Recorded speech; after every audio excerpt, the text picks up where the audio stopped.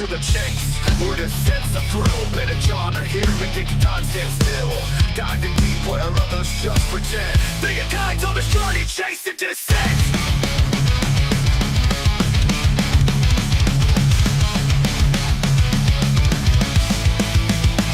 Chasing descent, when truth's the quest. Ben and John won't give it a rest. In a maze of facts they find a way, bringing the dawn of a clearer day. They laugh, they grow, they take no signs through rabbit holes. They take their strides when live after they haven't set. Ben and John chase the descent. So hit subscribe, don't be content. Join the chase, the omnipresent. With Ben and John, no time is misspent. On the trail with chasing descent. True hit subscribe, don't be content. Join the chase, be omnipresent. With Ben and John, no time is misspent. On the trail with chasing descent.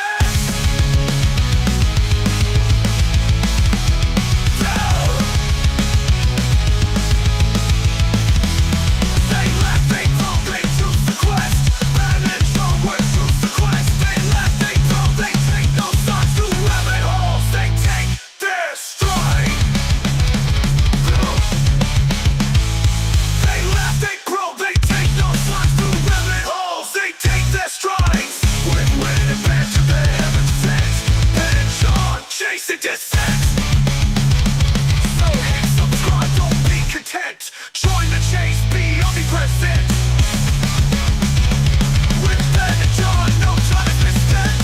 On the trail with chase it descent.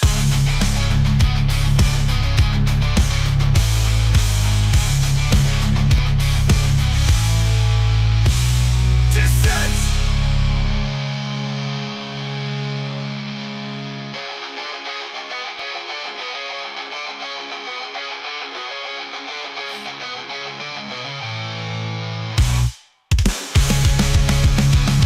So hit subscribe, don't be content. Join the chase, be omnipresent. With Ben and John, no time is misspent. On the trail with chase and descent.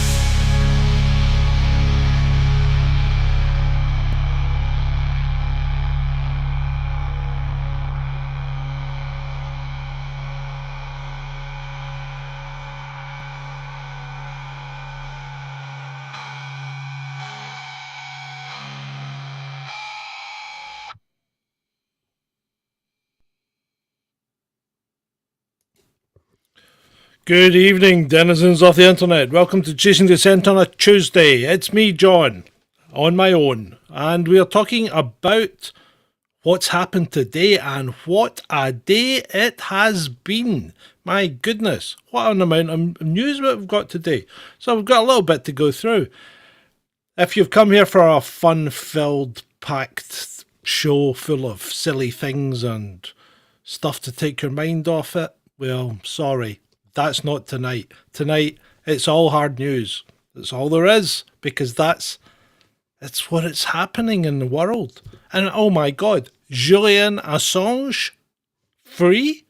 Can this be actually real? Can it? Anyway, we shall get to that, because the first thing that came to my attention today was Jay Slater. And a theory, not my theory, but a theory from someone that kind of makes some kind of sense. Their theory being that while he's been involved in criminal activity, which we know about, and this is speculation, people, so I must warn you that it is idle speculation and not to be taken as gospel, or not even as a hint of truth, because this is just it's a theory that could prove to have some truth in it. So the theory is that he was being used as some kind of drug mule. Now, I'm not sure what how much drug traffic there is between Tenerife and the UK, because obviously that's where it would be. But the theory is that he's lost the consignment. So if he's lost the consignment, he needs to pay the fees back. And to pay the fees back, how would you do that? So the theory that's been stated is he's been taken off into the mountains in Tenerife and he's being held there while his mother generates a GoFundMe to try and pay back the drug deals. Now, it may be a work of fiction, it may well be, but it has something about it that could be. It could be real, could not. You know, as I said, this isn't news at this point, this is speculation. But isn't the whole thing speculation, because nobody has a clue what's happened to him? Good evening, people in the chat. Good day, Ray, Shalini, Dreadeye, and Julie, Britmate, Robin. Nice to see you all. Good. Welcome. Thank you for joining us. So that's kind of the thing that's happening out there, because there's not been an awful lot else. You know, the British police offered to go out and help with the search. Now, if you just imagine that you are a police force and another police force from another country that knows nothing about your particular landscape or topography or geology or whatever says, "Oh, we'll come and help you search because we're better than you." Because that's effectively what they're saying, isn't it? Well, you didn't do a great job finding Maddie, did you? When you were out there helping the Portuguese police search. Still searching, I think. Still looking. Anyway, so the Spanish police politely declined the offer. No, thank you. We'll do just fine. We've got our own search teams. And to be fair, when you see what they put out stacks of searchers. They had mountain rescue teams, they had firemen. Yeah, I mean, these people know that area well. You don't want foreigners who are likely to not know the area, not know the dangers, and end up either getting lost, suffering some kind of mishap, or just adding to the general chaos that's going on around it.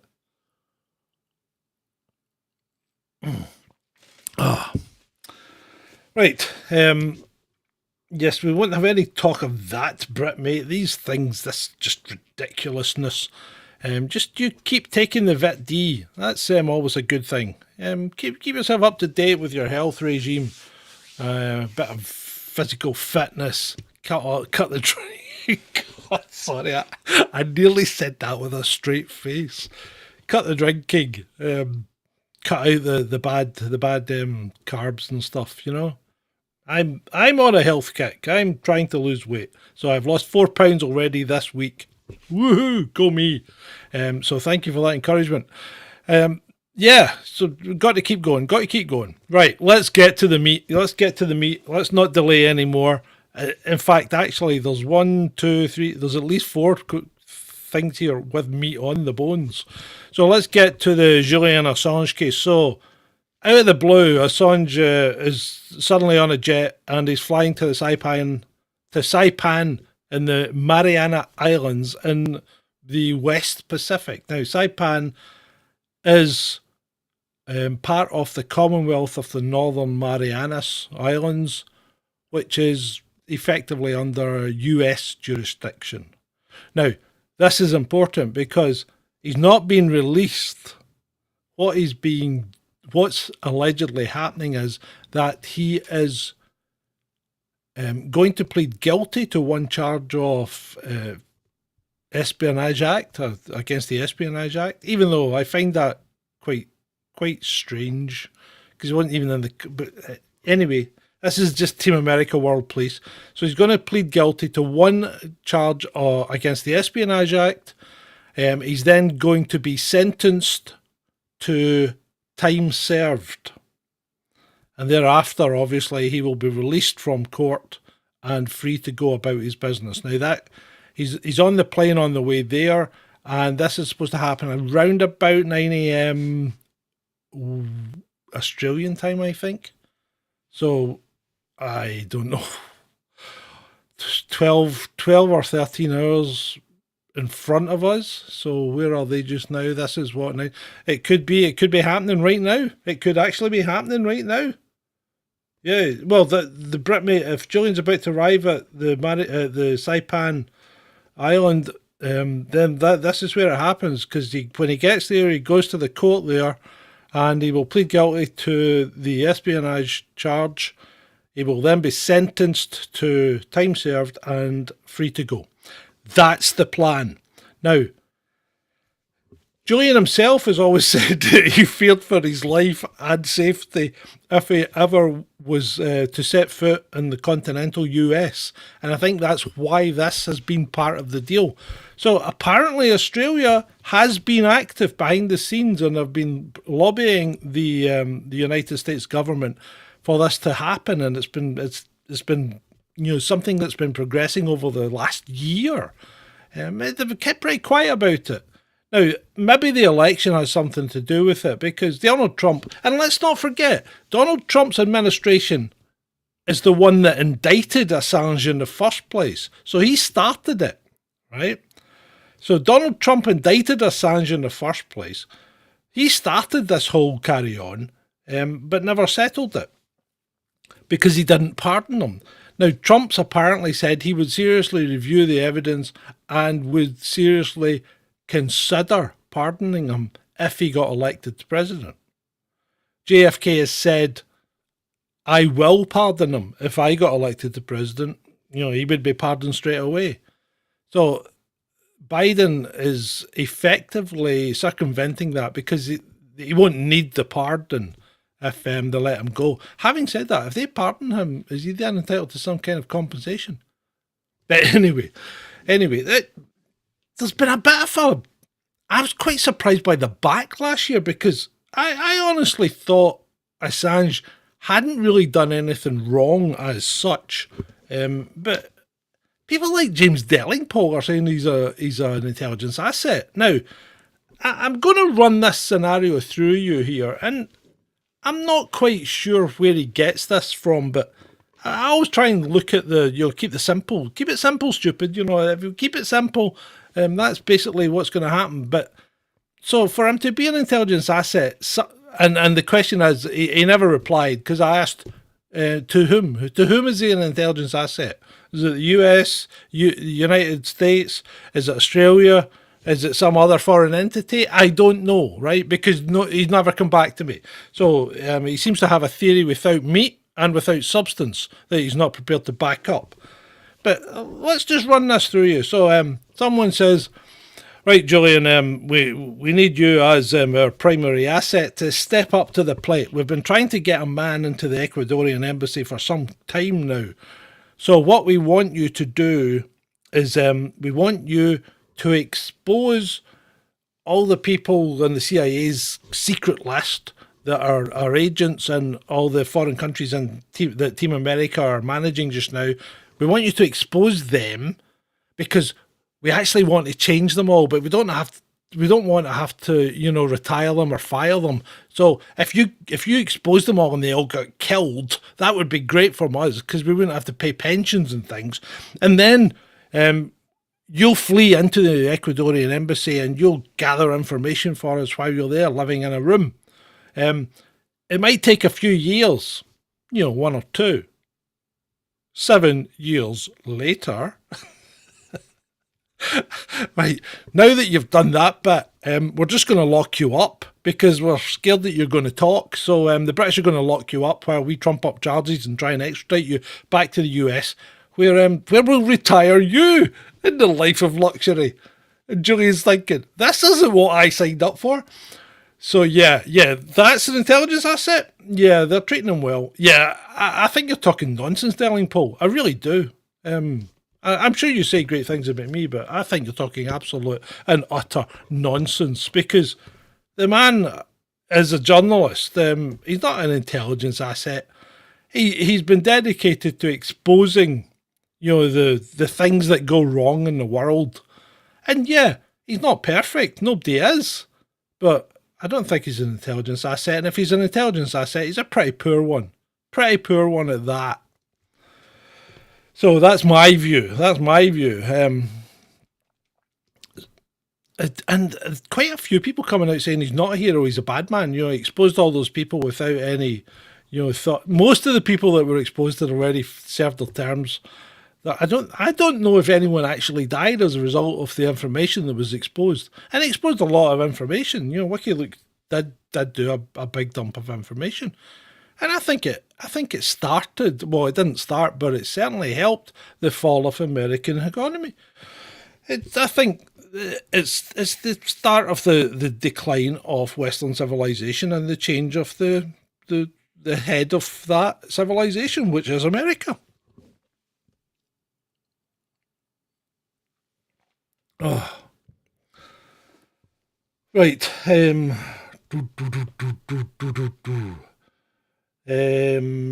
stand dealing, but yeah, okay. Double is only good when it's brainwashing. Yeah, well, there you go, Rodham. You could be right there because let's talk about brainwashing for the masses because I've seen Farage getting a deluge in the Twitters today and over the weekend of his resemblance to a certain Austrian painter, and his. Now let's actually take a step back here. Before Farage came on the scene, Starmer and Sunak and Carla and all the rest of them were arguing about the boats anyway, right? So the boats aren't new. Farage is good at bringing single points to a debate and making that the focus of the attention, which he did for Brexit, which is great when you've got a single focus election. But and he kind of bringing it to the boats, but the boats were pretty much part of the thing to start with. The boats in the NHS, and let's face it, the NHS is always there, isn't it?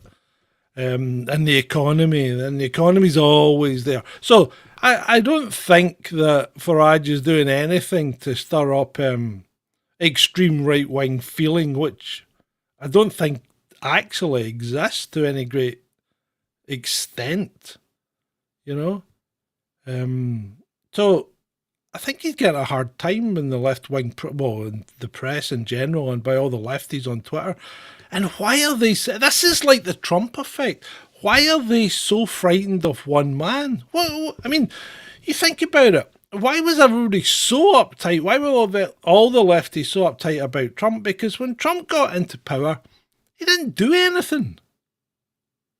He didn't do anything that really made things worse. And he maybe made things a little better on occasion, but he didn't do an awful lot. Okay, you've got things like Roe Wade and all that, but these things need to be thrashed out anyway, regardless of who's in power. So why was everybody so up in arms about Trump? Because, in fact, the guy killed a lot less people than Barack Obama did, and Barack Obama got a Peace Prize for that. Yeah, he did. Yeah. So, didn't start any major wars, I don't think. In fact, did he start any wars? I think he droned one guy. He droned that one general guy, probably on the advice of the military-industrial complex, but yeah, he didn't kill a lot of people, whereas Mr. Barack Obama was the king of drones, wasn't he? I've got 2 words for you, Predator drones. Speaking of drones, I believe that, if my sources are correct, that a US drone was shot down by the Russian Air Force this morning over the Black Sea. And this could be the start of reparations after the missile that exploded over a beach. Now, and this is one that I find quite disturbing, because people seem to have a switch that says oh, that's perfectly acceptable and that's not. Even though one looking at it from the outside would go, well, that's just not perfectly acceptable at all, right? Because if you're killing kids, then you're killing kids. It doesn't matter whose side they're on. So you can't bleat about people dying in Gaza and then say it doesn't matter when the same people are dying on a beach in Ukraine. How can you How could you seriously get your head round that? Don't think for an instant about who's doing what. How can you say that one set to die is okay and the other set to die is not? Get your head round that. These people sicken me. They sicken me, on Twitter, pontificating about, it's fine. You can't do that. And this isn't about quantity. This is just about what happened. So that's not on. You can't have that. That's a conflicting. I mean, that is cognitive dissonance, is it not? That's a totally conflicting argument in your own head. How can you even think it's palatable? Because it's not. And civilized people don't behave like that. Civilized people don't want to see any war. And they really don't want to see people dying for any particular reason. And you don't want to see people getting hurt in the street or on the beach or while shopping. You don't want to see it. So why is it okay for one group and not another? Get a grip, people. Get a grip. Right, moving on. Here's a question I'd like to ask, because I think something could well happen in the theatres of war, because things are they're bubbling under right now, and Putin's making statements to his own group that are aimed at America, saying things like, their tactical nukes are 4 to 5 times as powerful as the devices that were dropped in Hiroshima and Nagasaki. That's their tactical nukes. They have a lot of them, and they are easily accessible and easy to use. So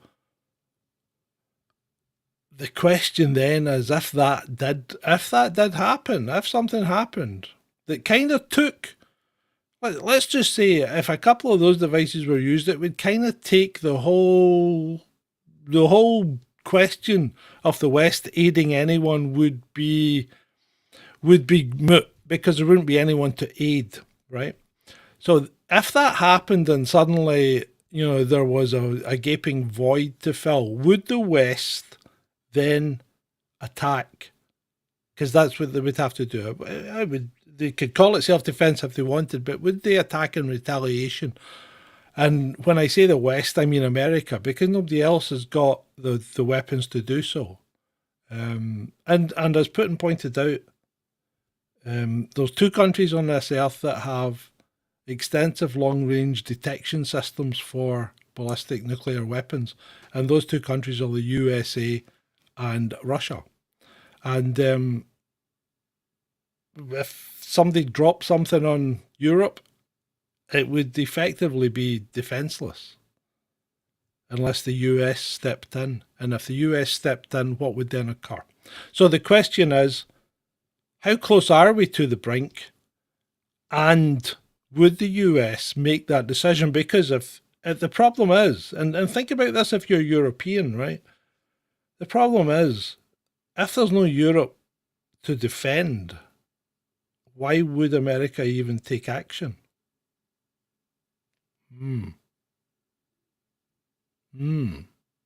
That's a thought.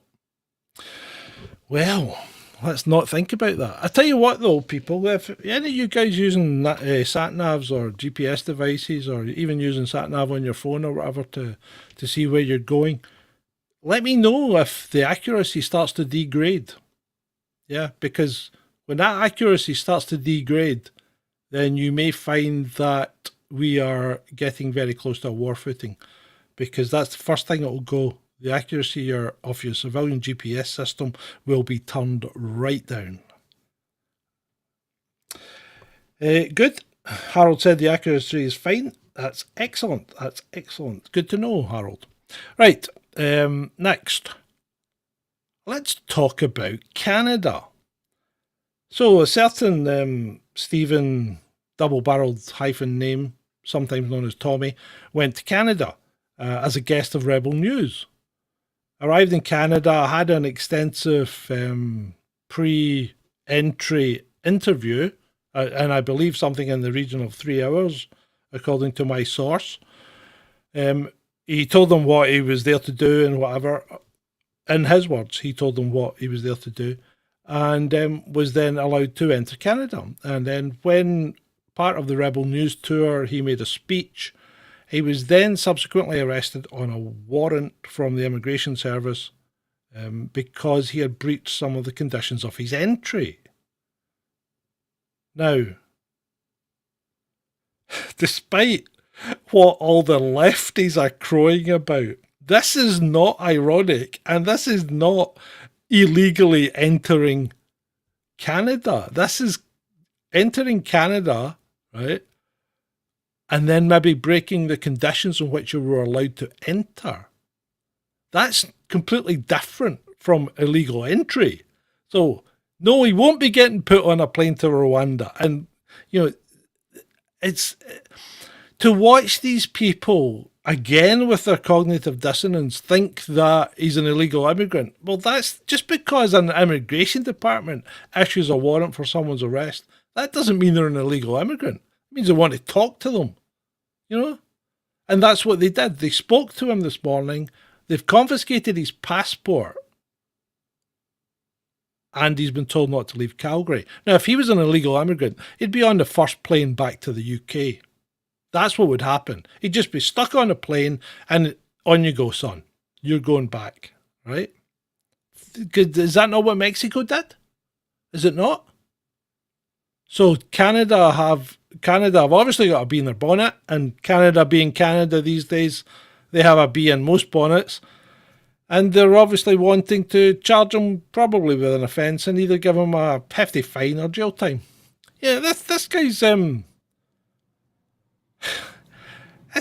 not, he's never going to be a free citizen of the world, is he? He's never going to get to travel around without fear or hindrance, which is completely against what it says on your passport. So Canada are failing to abide by the terms of the Commonwealth and the request of His Majesty's government. So, did he bring stuff on himself? Did he push too far? Has he gone too much on the NF type of thing? I really don't know a lot about him. And to be fair, I'm not that interested in him. But what I don't like to see is I don't like to see bandwagon jumpers all over the Twitterverse claiming that he's an illegal entrant, because that's not right. And the thing is, none of these things I've spoken about so far have had any community notes on them.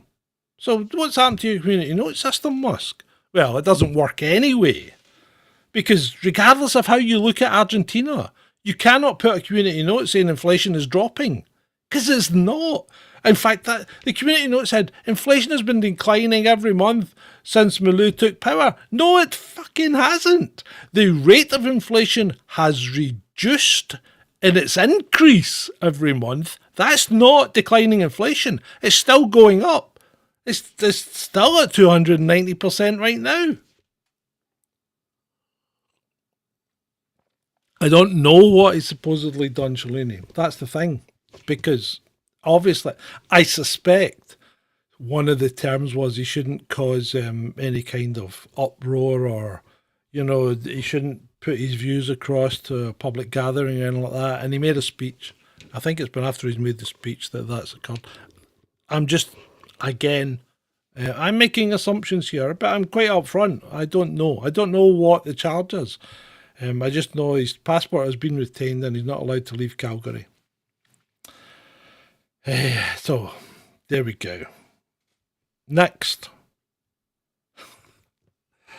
Kenya. Kenya is having a bit of an uprising. So, the parliament was set on fire with the politicians inside it. Now, I cannot condone such actions. Absolutely not. Absolutely not. So it's now got to the point where protesters are actually being shot dead. So it's no laughing matter. So Kenya is breaking down as we speak. Africa is a bit of a powder keg at the best of times. As you know, there's ongoing genocides been going on in Africa and Central and West Africa for many, many years, decades actually, where the predominantly Christian population have been continually attacked and eradicated by radical Muslims. There's no other way to say it, But no one brings that to your attention, you know. No one points that out. No one bleats about that. No one goes and walks about, with Sudanese or Nigerian flags or DR flags and has big, marches in London about it saying stop this genocide. Nobody does that. Nobody bothered about that. I don't know why. Killed a lot of people. 5,000 just last year, I believe. But hey, most of them women and children. But that's okay. They're just Christians. Just feed them to the lions. Indeed. Oh. Right. So there we go. That's my major talking points that we've been through. I've been through them quite quickly because I've been kind of bang, bang, bang. I don't want to. I don't want to be on here for hours, bringing you down. I'm just giving you a short, sharp shock,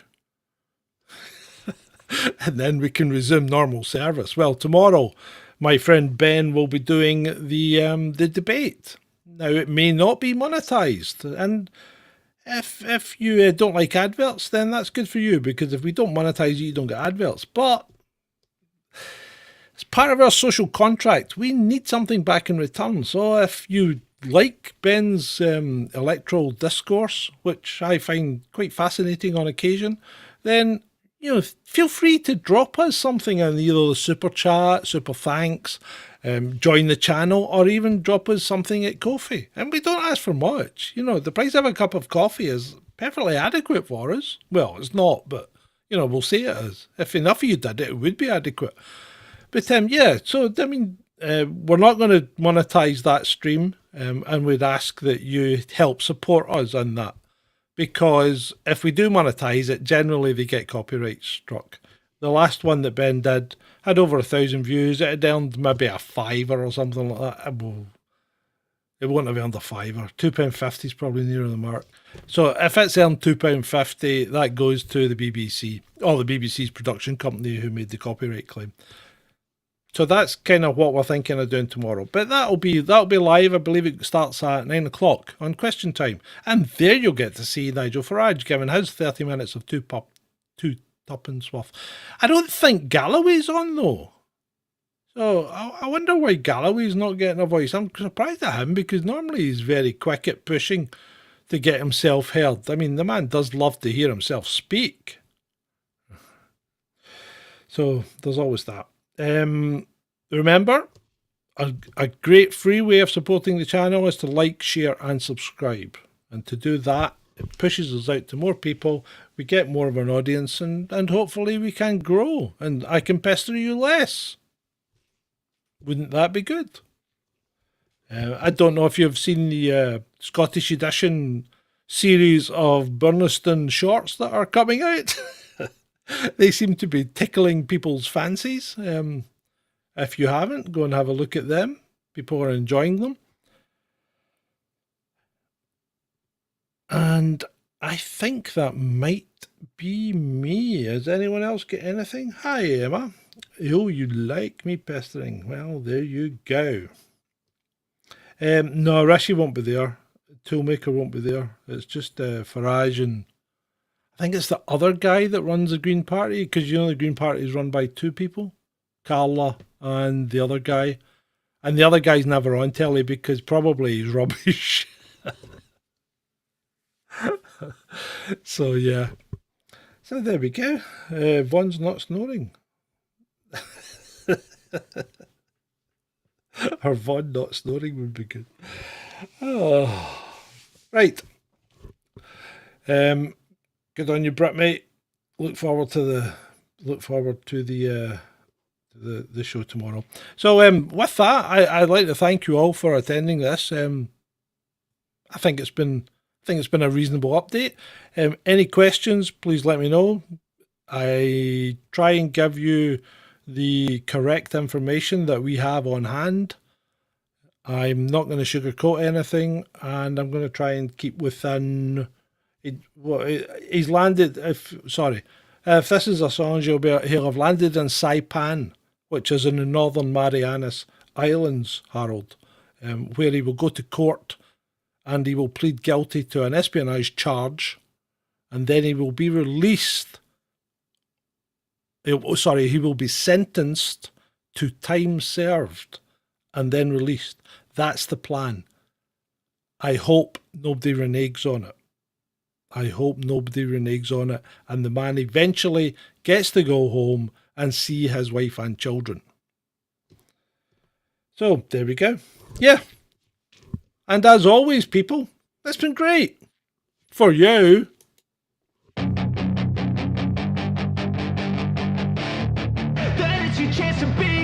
Hey kid, don't ever let them get inside your head. They'll tell you what to do in life instead of everything you know that you could get.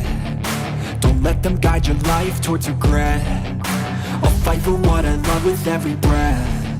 My past is filled with things I won't forget. I use them all to push me to my best.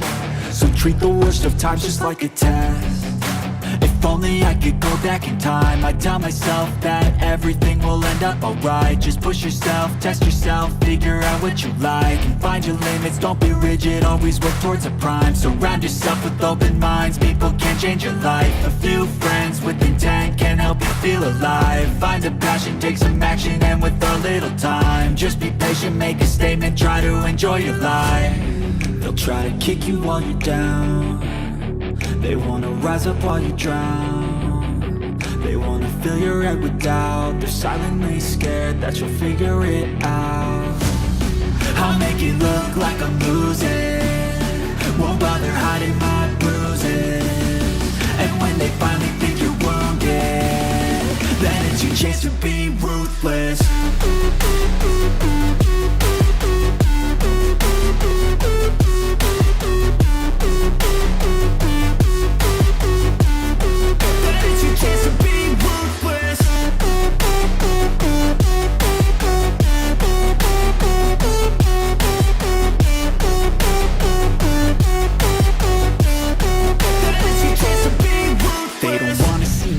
They don't wanna see me care. Anytime I make some progress, I can see that they compare. I think everyone's against me, maybe something in the air. Am I paranoid? I swear a void is forming and they're scared. I walk a straight path, not many can say that. I like to play fast, cross me and there's payback. You better pray that I don't see your face at any place that I go. I know you hate that. I've been doing fine, I'm not wasting any more time. I live for the fight and the climb, and I think that the pain that's deep inside is what defines. So I won't give up, I'm gonna make it to the top. I don't care what's in my way, I swear I'm never gonna stop. I could fall flat on my face and I swear I will get back up, cause I don't deserve a thing and the road ahead is tough. They'll try to kick you while you're down. They wanna rise up while you drown. They wanna fill your head with doubt. They're silently scared that you'll figure it out. I'll make it look like I'm losing, won't bother hiding my bruises. And when they finally think you're wounded, then it's your chance to be ruthless.